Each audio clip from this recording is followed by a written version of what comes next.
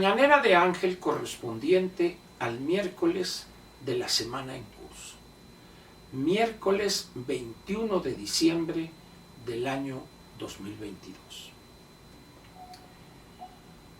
Antes de entrar al tema acerca del cual comentaré con usted hoy, quiero decirle que ayer, harto ya de escuchar a dos personajes que quizá uno, es mi caso, los consideré personas políticamente sensatas, maduras, y al leer y escuchar algunos de sus planteamientos en relación con una querella interna en el Partido Revolucionario Institucional, que seguramente usted dirá, bueno Ángel, ¿qué se mete en un partido político? Como ha dicho él.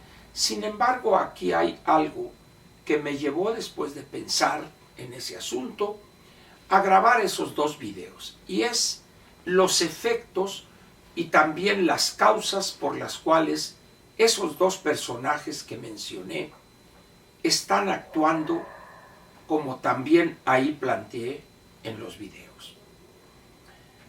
Entre los dos rebasaron las 20,000 vistas, lo cual me da mucho gusto. Espero yo que esas dos personas, no por influencia de mis videos, por supuesto, sino simplemente por algo de sentido común. El papel de traidores no les queda ni a la una ni al otro. Reconozcan su derrota, reconozcan el rechazo al cual quizá se hayan hecho merecedores de la militancia del Partido Revolucionario Institucional, y que también reconozcan o que no olviden que todo lo que tienen, fortunas ofensivas incluidas, que lo obtuvieron siendo militantes de ese partido, de cuya dirigencia hoy se expresan de la peor manera. Esperemos que le bajen de volumen al radio, diría el clásico. Sin embargo, ayer mismo, trasladándome de un lugar a otro aquí en la Ciudad de México, escuchaba en un noticiario radiofónico al senador Osorio, y de pena ajena sus planteamientos. En un determinado momento, la conductora del programa le preguntó, bueno, algo así como, ¿y cuántos son ustedes? Y en vez de decir, pues somos dos, dijo algunas palabras ahí para salirse por peteneras, pero no se atrevió a reconocer que tanto ella como él son una cantidad ínfima, pero eso no es lo importante.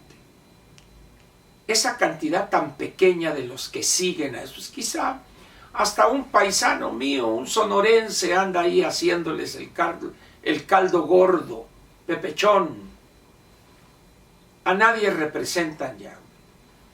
Ya han bailado muchos años, ya deberían entender que a veces los militantes de los partidos se cansan de aquellos que, después de enriquecerse al amparo del apoyo de un partido, se sienten puros, se sienten los amos de la vida política de esa organización, a cuyos dirigentes y parte directiva hoy la denuestran, la insultan.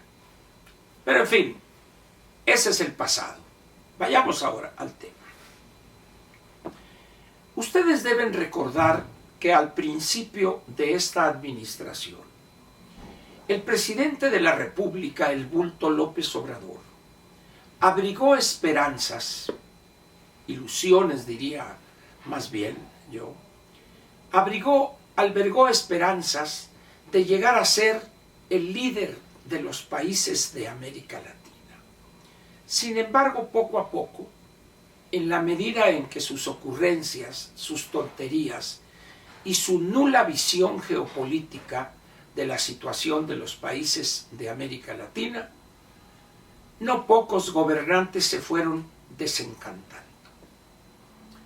Llegó el momento en que pasó de las ocurrencias al ridículo, y hoy, en el caso del Perú, ha caído en una situación que raya en la insania.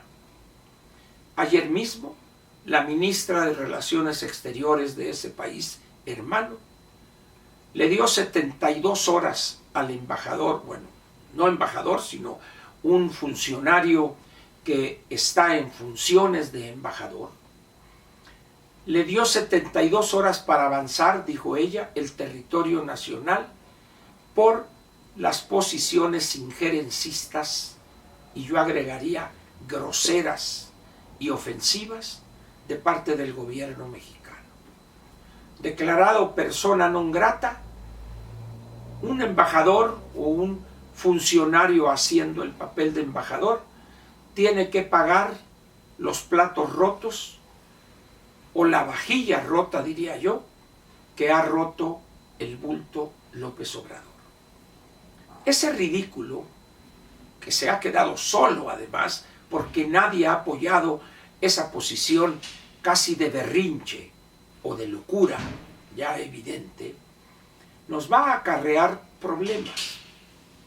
Uno, quizá el más cercano, es que lleguemos a la ruptura de relaciones diplomáticas con Perú, cosa que yo no sé cuántos decenios tenía México sin que llegare a un conflicto de esta naturaleza con un país hermano. Sin embargo, bueno, el bulto es el bulto y los locos son los locos. Y si esos locos tienen poder, la cosa se pone más difícil. Ahora bien, el papel de México en el mundo, específicamente en las organizaciones multilaterales, de las cuales en algunos casos fue miembro fundador, prácticamente dicen dónde está México. Hay una política deliberada de este gobierno de cerrarnos al mundo. ¿Cuándo?